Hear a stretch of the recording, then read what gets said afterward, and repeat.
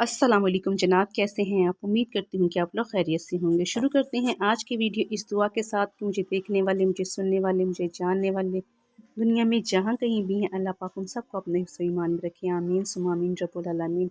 सो जनाब, आज आपके साथ शेयर करने जा रहे हैं खुबानी की खट्टी मीठी चटनी की आसान सी रेसिपी, जिसे आप बड़ी आसानी के साथ अपने घर पे बना सकते हैं। इसे आप फ़िश के साथ इस्तेमाल कर सकते हैं, समोसे पकौड़ों के साथ इस्तेमाल कर सकते हैं, चना चाट के साथ इस्तेमाल कर सकते हैं, इसे आप अपनी फ्रूट चाट के अंदर इस्तेमाल कर सकते हैं।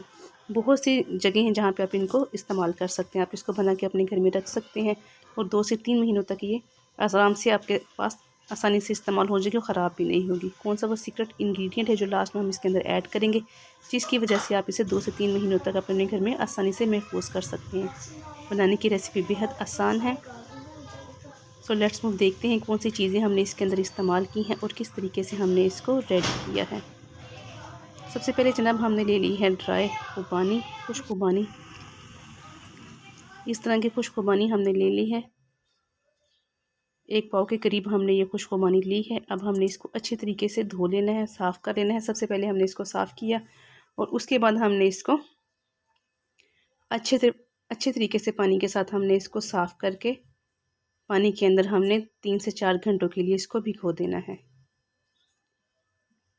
अच्छे तरीके से साफ़ करके साफ़ पानी में ही हमने इसको भिगोना है, क्योंकि यही पानी हमने इसके अंदर यूज़ करना है। अगर आप चाहें तो गर्म पानी के अंदर भी इसको भिगो सकते हैं, ताकि ये जल्दी से नरम हो जाए। 3 से 4 घंटों के बाद हमने इसको देखा तो ये माशाल्लाह से बहुत हद तक नरम हो चुकी थी। ढक के अच्छे तरीके से हमने इसको रख दिया था। अब ब्लेंडर के जग में हमने इसको डाल के अच्छे तरीके से हमने इसको पीस लेना है। सेम इसी पानी के अंदर हमने इसको डालना है और इसी के अंदर हमने इसको पीस लेना है। हाफ ऑफ करके 2 दफ़ा हमने इसको पीस लिया।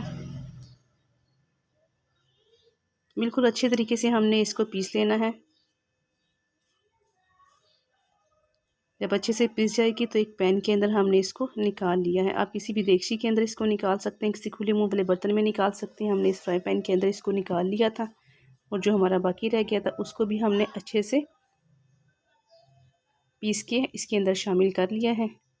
चूल्हे की फ्लेम हमने जनाब ऑन कर दी है और उसके अंदर हमने 1 कप भर के चीनी ऐड कर दी है। चीनी आप अपनी पसंद के हिसाब से कम या ज़्यादा भी ऐड कर सकते हैं। अगर आपको मीठा ज़्यादा पसंद है तो आप ज़्यादा भी ऐड कर सकते हैं, कम पसंद है तो कम ऐड करेंगे। इसके अंदर हमने 1 पिंच डाला था नमक और हाफ चम्मच हमने इसके अंदर डाला था काली मिर्च का, और अच्छे तरीके से हमने इसे पकने के लिए रख दिया था। चटनी हमारी माशाल्लाह से अच्छे तरीके से पकना स्टार्ट हो चुकी है। 5 से 7 मिनट तक हमने इसको अच्छे तरीके से पका लेना है। 1 चम्मच हमने कॉर्नफ्लोर का ले लिया है। थोड़ा सा पानी हमने इसके अंदर ऐड करके इसका मिक्सचर बना कर हमने रख लेना है। अच्छे तरीके से हमने इसे मिक्स करना है ताकि इसकी गुठलियाँ ना बने। चटनी हमारी तकरीबन बन के बिल्कुल रेडी हो चुकी है। कुछ लोग इसी फॉर्म में इसको इस्तेमाल करते हैं, लेकिन हमने बिल्कुल बाज़ारी लुक देनी है इसको, तो उसके लिए कॉर्नफ्लोर इसके अंदर ऐड करना होता है। कॉर्नफ्लोर को ऐड करके हमने इसको अच्छे तरीके से मिक्स करना है, अच्छे तरीके से हिलाना है। फौरी तौर पे चम्मच को अच्छे तरीके से हिलाएंगे ताकि इसके अंदर इसकी गुठलियाँ नहीं बने। अब मज़ीद हमने इसको 7 से 8 मिनट तक पका लेना है मीडियम फ्लेम के ऊपर, और मुसलसल हिलाते हुए हम इसको पकाएंगे।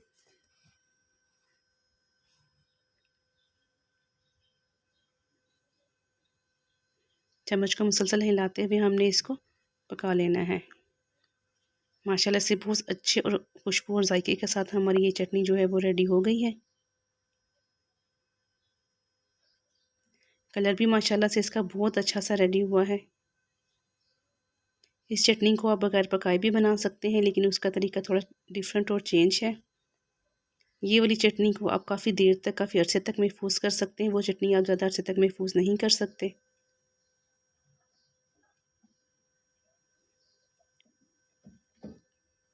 माशाल्लाह से हमारी चटनी बहुत अच्छे से रेडी हो चुकी है।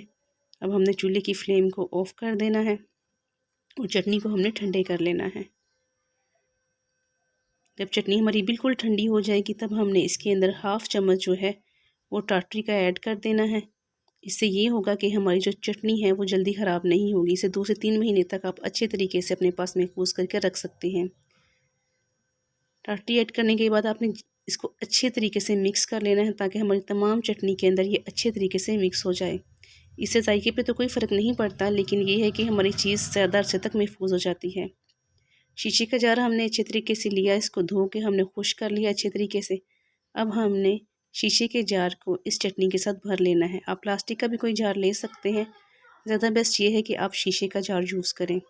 अगर आपके पास अवेलेबल नहीं है तो आप प्लास्टिक का जार यूज़ कर सकते हैं। चटनी जनाब हमारी बनकर रेडी हो चुकी है। अब हमने इसके अंदर इसको महफूज कर लिया है। आप भी इस तरीके से अपने घर में चटनी रेडी कर सकते हैं। अगर आप बगैर पकाए चटनी की रेसिपी देखना चाहते हैं तो आप एंड स्क्रीन पर डिस्क्रिप्शन बॉक्स में देख सकते हैं my other videos. So Janab, if you like this video, so please like and share this video and subscribe my channel and press bell icon. मिलते हैं किसी अच्छी इन्फॉर्मेटिव वीडियो में इंशाल्लाह। Till then, Allah Hafiz. Thanks for watching.